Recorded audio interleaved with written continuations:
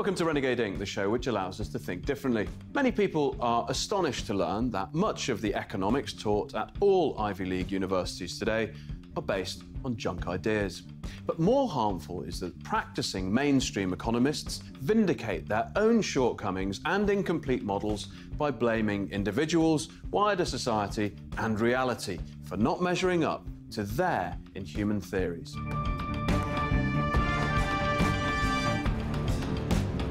As mainstream economists continue in vain to try and make the world fit into their peculiar models, there is a cohort of heterodox economists who have steadfastly resisted this alternative reality.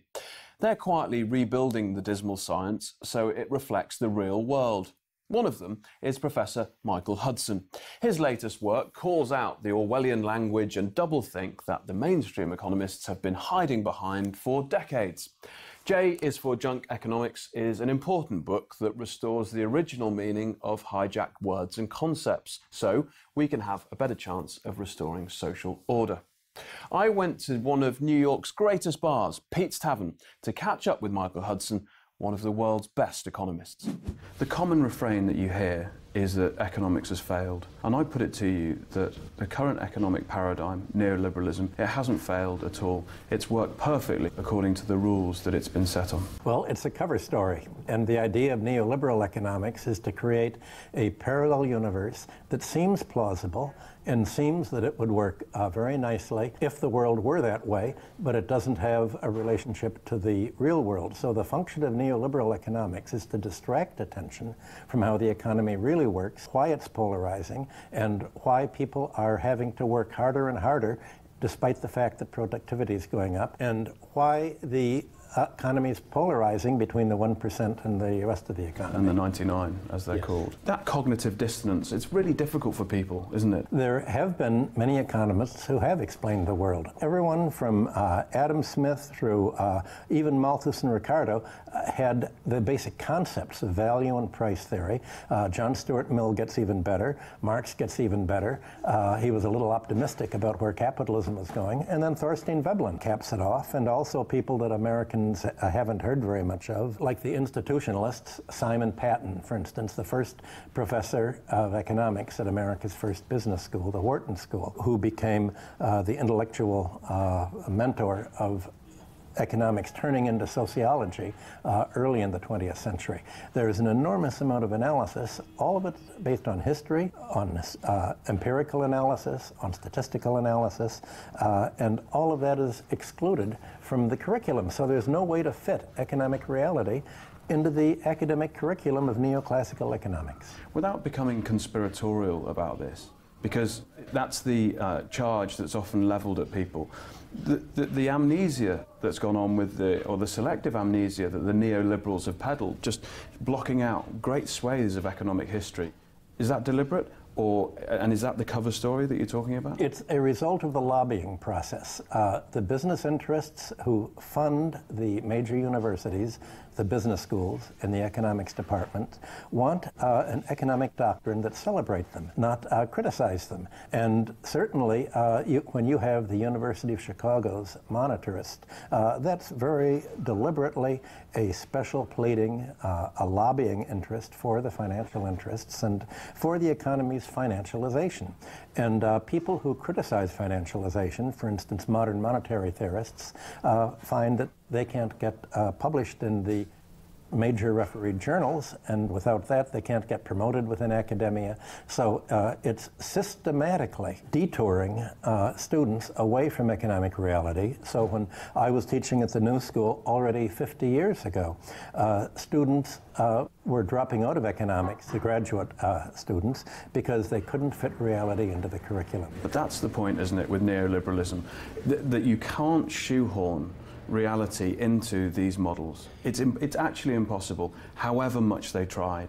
And people like Alan Greenspan, who I know you sacked, well done, at some point in your career, when he sat there and he said, I was shocked. Those of us who have looked to the self-interest of lending institutions to protect shareholders' equity, myself especially, are in a state of shocked disbelief. He shouldn't have been shocked, should he? He shouldn't have been shocked that this derailed so badly, and actually he wasn't the man that knew. Assuming he was really shocked and didn't just say that he was shocked. I mean, he had to say he was shocked. He couldn't say, I knew it would happen, but what the hell, they paid me to do it. And because that's the point, isn't it? In one of his, I think it's in his dissertation, he alludes to the fact that housing bubbles create this kind of social damage, but all that's been hushed up. He knew who paid him, and when I was on Wall Street in the 1960s, banks were afraid to hire him because he was known for saying whatever the client wanted to be said. So he's a public relations person, and the fact is that's what economics is. Economics is taught in the universities as public relations for the financial interests and for the corporate sector. And that's why underlying this theory, it's a theory of how an economy would work without government. Any governmental regulation or taxation is looked at as a burden. There's no idea of a mixed economy. So basically all of this economic tendency was traumatized by socialism, by Marxism, and they said, we'll say how an economy doesn't need a government, and if corporations run the economy and banks run the corporations, everything will all turn out optimum. And the optimum means no choice at all, but the way that we're doing it. Wow. I mean, and insofar as intellectual capture, they've done a brilliant job. It's intellectual capture, but also excluding any intellectuals who won't be captured. If you don't follow the party line in economics, you're not going to get promoted at a university. Obviously, at University of Missouri at Kansas City, we teach something else, but the graduates really have problems getting jobs in the rest of academia. Understandably. Where does all this end? In a crisis but we haven't got out of the 2008 crisis. Right. So far, we're in a slow crash, and it may end with the crash going down and down. And as long as people think that the status quo is the product of natural law, then they'll think if they somehow fail to pay their rent, if they fail to save up for their retirement, if they're broke and have to go deeper and deeper into debt, that it's their fault. And they personalize that failure. Yes. They think, well, if the economy is supposed to be growing, why aren't I growing? I'm left out. It must be my fault. And so you have a psychological depression going along with the economics depression. You have, especially in white working class people and Americans, the death rate's going up, the suicide rate's going up, the drug abuse is going up. All the social indicators, socioeconomic indicators, are all going in the wrong direction. Meanwhile, all the profits and revenues for the 1% are going in the, quote, right direction. Right. It's not. Remember, rich people don't make profit. Only the little people pay taxes. If you make a profit, you have to pay a tax on it. So the rich people make capital gains, or their profits are all made by their affiliates offshore. Ostensibly, they don't have any tax declarable profits at all. There was an innocuous, seemingly innocuous act by a man called John Bates Clark. And John Bates Clark said there's no difference between earned and unearned income. And now when we're talking about the 1% or the elites and talking about capital gains and versus profits, that seemingly innocuous act of saying there's no difference between earned and unearned income has had catastrophic effects, hasn't it? Well, it wasn't so innocuous. The focal point of classical economics, of value and price theory, was to distinguish between the prices of goods and the actual cost value. And the difference was economic rent. Value plus rent equals price. And the idea was that the landlord class, the monopolists, and the bankers didn't really earn their income. They just made money, as John Stuart Mill said, in their sleep. They were coupon clippers if they were financial. They inherited wealth, and that was a charge on society. John Bates Clark said everybody earns whatever they make. Therefore, you should add whatever the landlords get and the banks get to the gross domestic product, because by definition, whatever they earn is their contribution to product. So it's a wonderful circular reasoning. There's no such thing as economic parasitism. There's no such thing as a rentier. There are no such things as unearned income. One of the amazing things about being back in New York, I think I was here a year ago, is an exponential rise in homelessness I've seen. The real estate sector, specifically retail, has been, from what I can see, absolutely battered. And the inequality, even though this is anecdotal and only a feeling that I have, is rising quicker than anything. When you look around, what's happening in the real estate market in New York? Is this the division again between the 99 and the 1%? Well, the average rent in New York is $4,500 a month. That's the average. In order to pay that $4,500 a month, you have to be in the 1% and to do it, and not many people are. Or you have to be a foreigner who's come and just bought a house in New York for when the revolution comes in your country or whatever happens. There's a lot of absentee ownership in New York, a lot of properties owned by people who don't live here.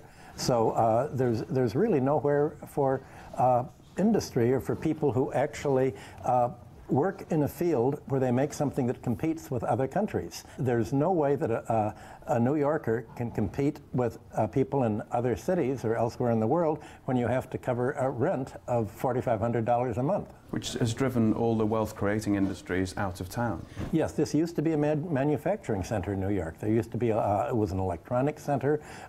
It was producing things, and for the last 100 years, the real estate interests have developed a plan of New York. Bob Fitch discussed this in The Assassination of New York. They deliberately deindustrialized in order to gentrify New York. So New York has been gentrified, and they look at that as economic growth, but what that means is it's unable to be part of the production economy. It can only be part of the siphoning off economy, the financial sector. Is it any surprise that your current president is a real estate magnate? That's the easiest way to make money, and in fact, real estate has been how most of the middle class accumulated its money after World War II, and is now being impoverished by having to go into debt to buy property, but the property is no longer rising in value, giving them the free lunch of capital gains that they enjoyed between 1945 and about 1995. You talk about the role of the rentier in J is for Junk Economics, your new book.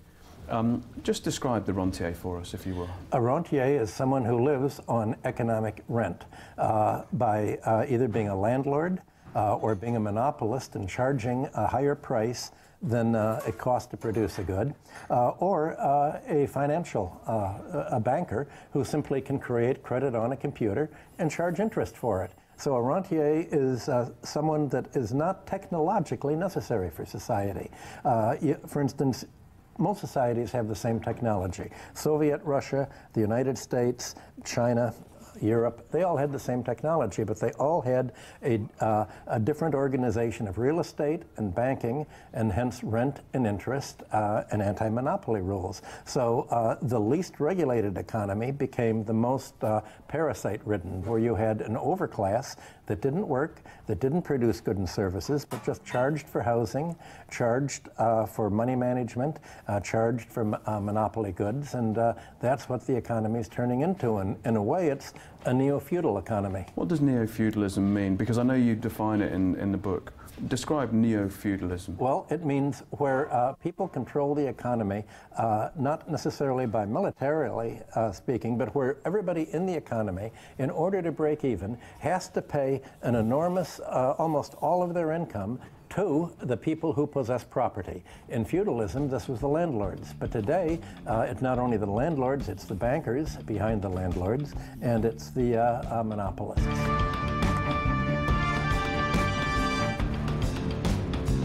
Welcome back to Renegade Inc., the show that allows us to think differently.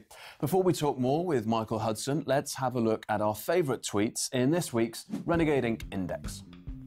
First up, we have a tweet from Riley Kirby. Economics is like another language to me. Unfortunately, there's no econ option on Google Translate. Next, we have one from My Knitting Wool. Was recently in New York. So sad to see so many homeless, unemployed, sick people in such a rich country. Next, from Sutton Red Forever. Anyone managed to catch a drop from the trickle down yet?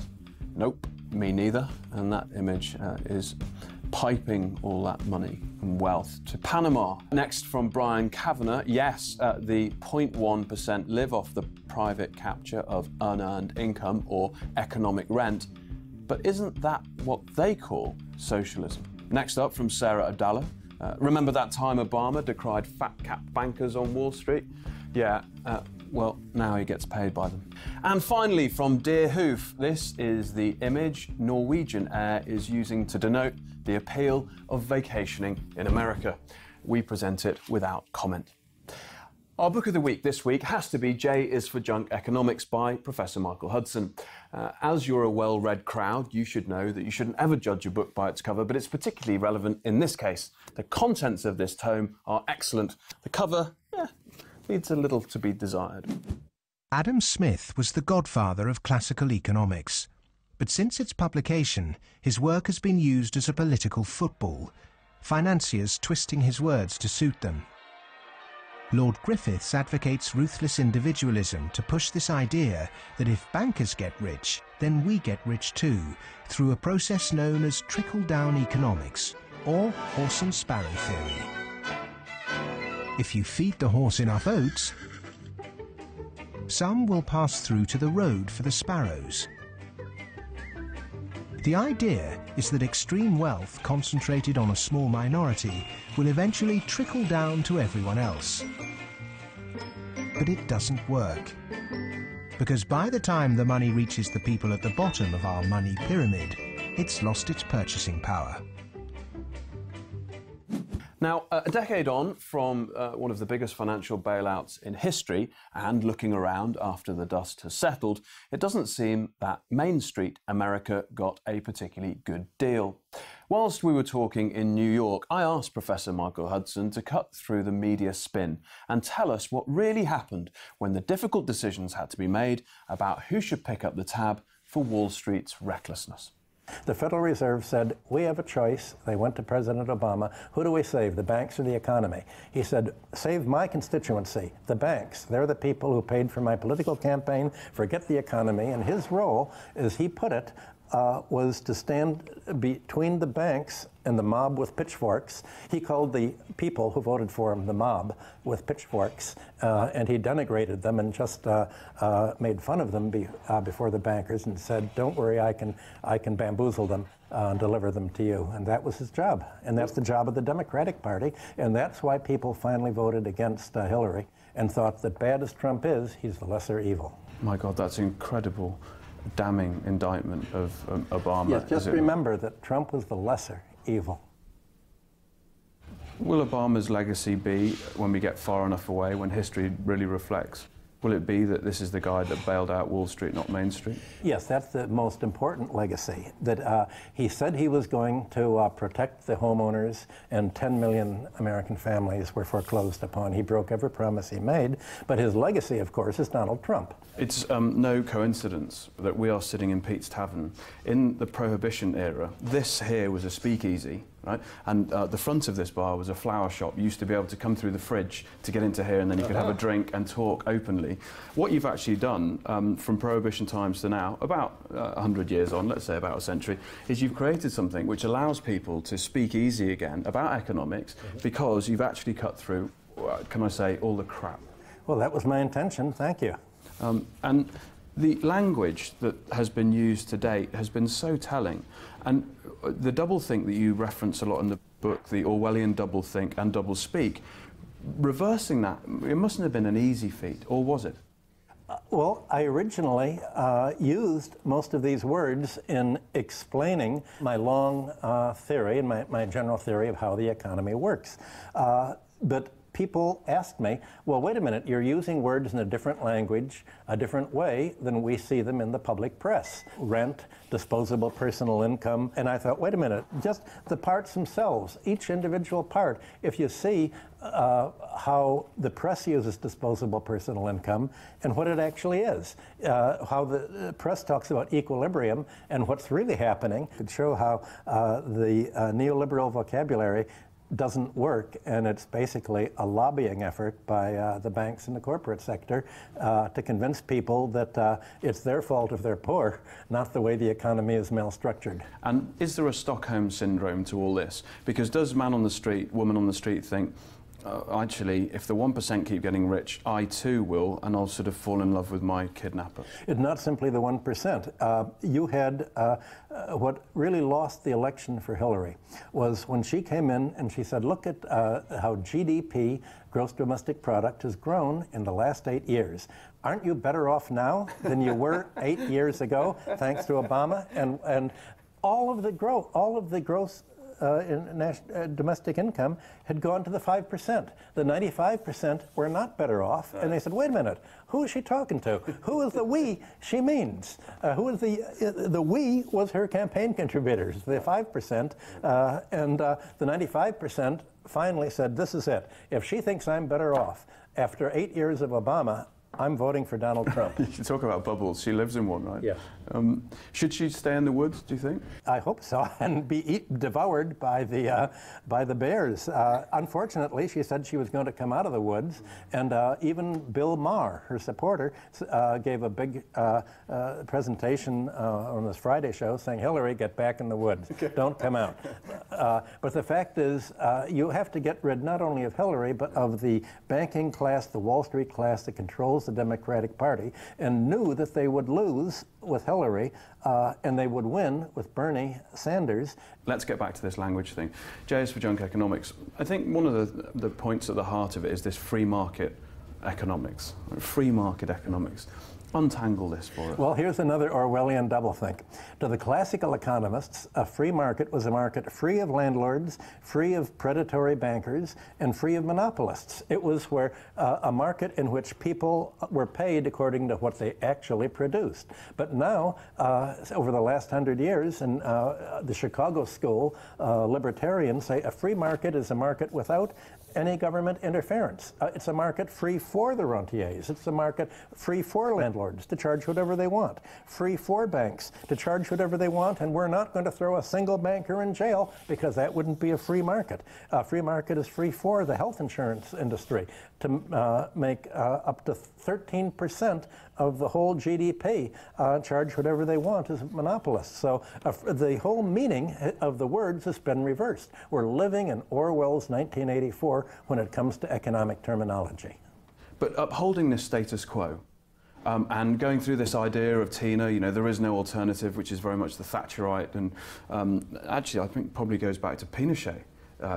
That's exactly right. Yeah. That's the free market ideal is, in order to have this kind of free market, you have to prevent any alternative. You have to prevent it by military force if necessary, and of course that's what the Chicago boys did in Chile. There was a mass assassination of labor leaders. They closed every economics department in Chile except for the Catholic University. You can't have intellectual freedom and a free market neoliberal style. You have to be totalitarian in order to impose the kind of free market that the Republicans and the Chicago boys want. Let's get to the illusion of choice. Because if neoliberal isn't going to die, you've got a red and a blue. Or yes, yes please, and yes thank you. What does that mean? The choice is between yes to your policies, yes please to the status quo, and yes thank you to the status quo.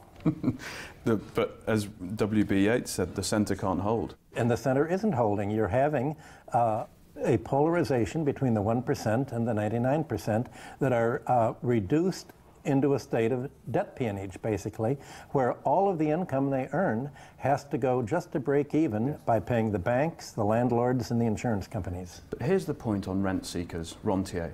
The reason why they fight so hard for their life is because they can't innovate, they can't create real wealth, they can't create products that innovate or add value to the real economy. So it's logical, is it not, that the rent seeker would fight the dirtiest fight to keep that monopoly position? They actually could add value and produce, but it's so much easier and more remunerative simply to do a rip-off, to make money by lending to people and make them do the work, make money by buying real estate and just charging more, make money by borrowing money and taking over a company and firing a lot of workers, outsourcing, taking the pension fund. It's easier just to take than to produce, and so it's a policy choice. When you look at the developed West, certainly America, it looks almost like a Roman tragedy.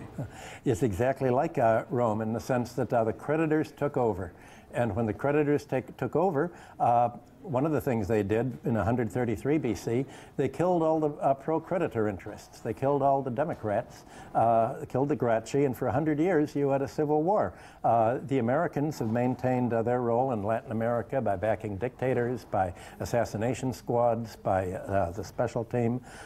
It's polarizing because all the oligarchs took all the money they made financially and they put it into land, and they put it into monopolies, and they put it into military power, and all they had left was military power and the power to destroy other countries like they did in Asia Minor and the other colonies that they looted. And that's all America's left with today militarily. We can bomb anyone like we've bombed Libya and Syria and Iraq, but it's impossible to invade the country because you're not going to have a land army. All you can do is threaten and destroy, and that's the oligarchy's foreign policy. That's it from Renegade Inc. this week. You can drop the team a mail, studio@renegadeinc.com, or tweet us @Renegade Inc. We'd love to hear from you. Join us next week for more insight from those people who are thinking differently. But until then, stay curious.